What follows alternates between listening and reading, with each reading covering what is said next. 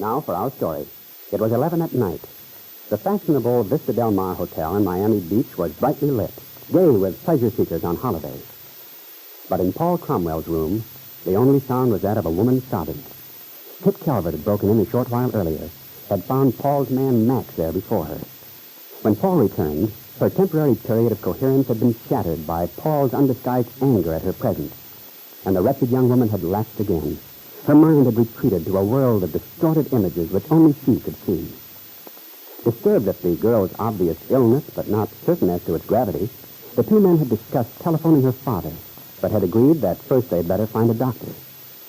Now Max has gone in search of one, while Paul smokes nervously, listening to the girl's ramblings, which seemed to veer from senseless mutterings to complete rationality. Kit, for heaven's sake. Here you are, Mrs. Brotherton. Take it, $200. It's all I have left. Take it. Kit, it's I, Paul. Paul Cromwell? Yes, I knew he was, but he hates me. Kit, listen to me. Oh, but what difference does it make? Everybody hates me, all but one. Kit, please, if you'll just listen to me. Listen to you? Why should I? I've been listening to you all my life, Dad. You and what you want. All my life.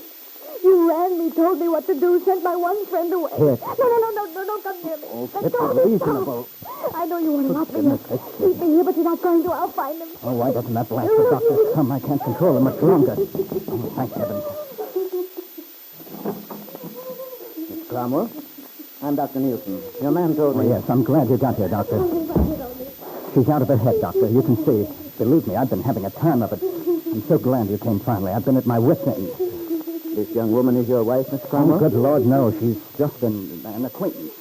Then may I ask, that is, what is she doing here? Oh, there isn't time now. I'll explain later. She broke in here tonight while I was gone and... Broke in? Yes. Oh, Lord, I'm all alone. You see? She seems to have lost all touch with reality. Doesn't recognize me.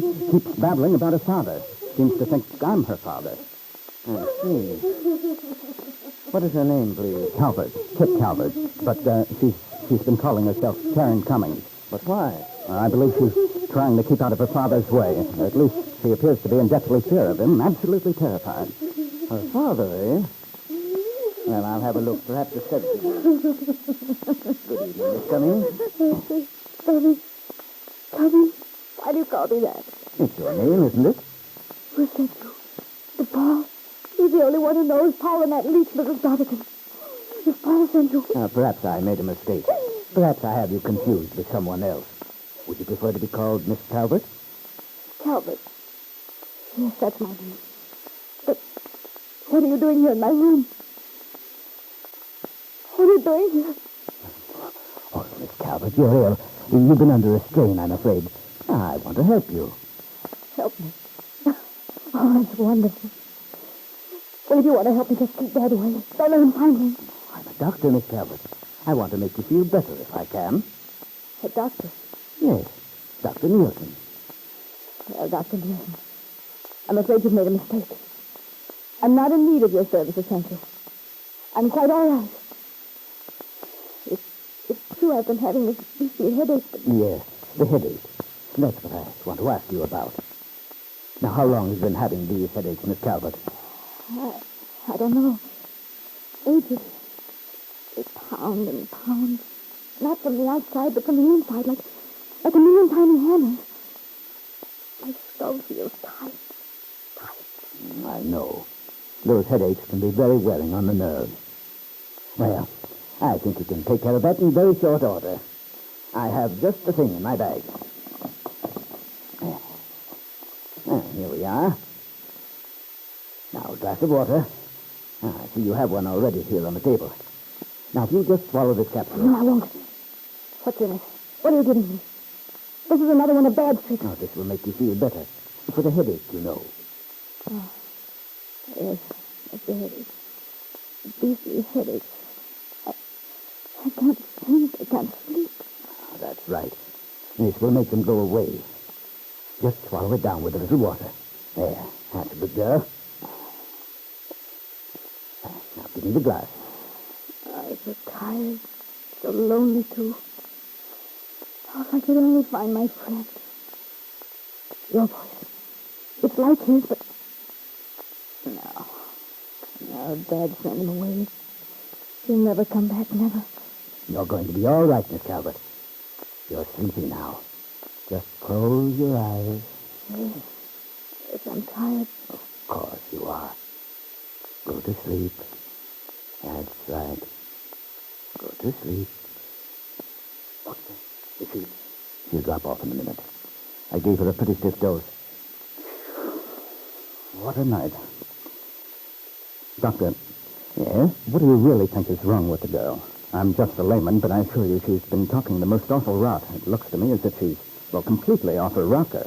I know it's a dreadful thing to say, but She's obviously in a highly nervous condition. Needs to be under supervision, Mr. Cromwell.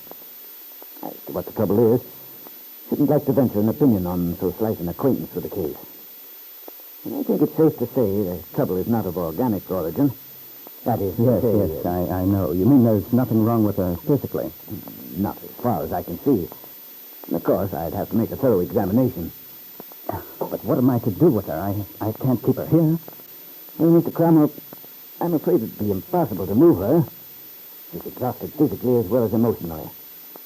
She'll sleep now. That's the best thing. But to attempt moving her, besides our hospitals are so crowded, the most immediate concern, I believe, is to find a nurse who can look after her until suitable arrangements may be made. You say you know her father? Well, I know how to reach him. And I advise you do so at once, and inform him that his daughter is ill, that he'd better arrange to have someone come for her. As I said, it's impossible for me to diagnose her condition. I believe a psychiatrist to tell you. Psychiatrist? Then you do believe her mental condition is... I believe she ought to be under the care of a psychiatrist. Yes. I see.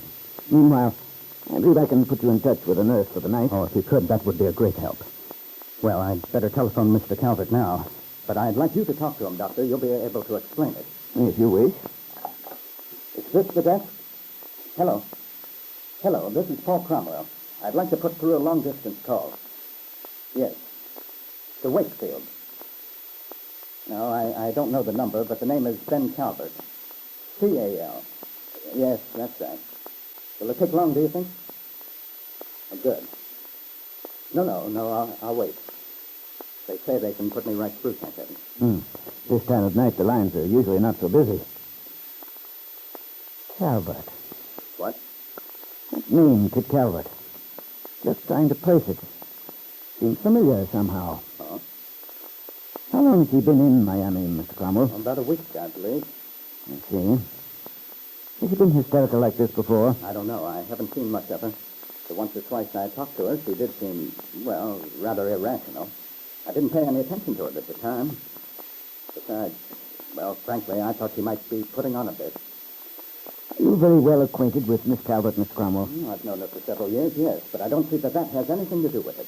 I was just wondering about her history. You see, it's... Hello? What?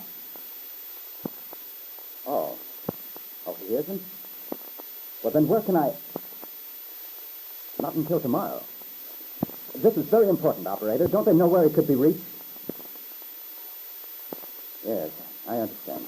Thank you. Blast it. Wasn't he in? No, they don't expect him back until late tomorrow night. He's gone out of town. Paul Cromwell looked hopelessly at the doctor. It seemed, whether he liked it or not, that he was to be burdened with the responsibility of Kit, the girl he'd sworn would never again be able to involve him. What, Paul asked himself, was he to do?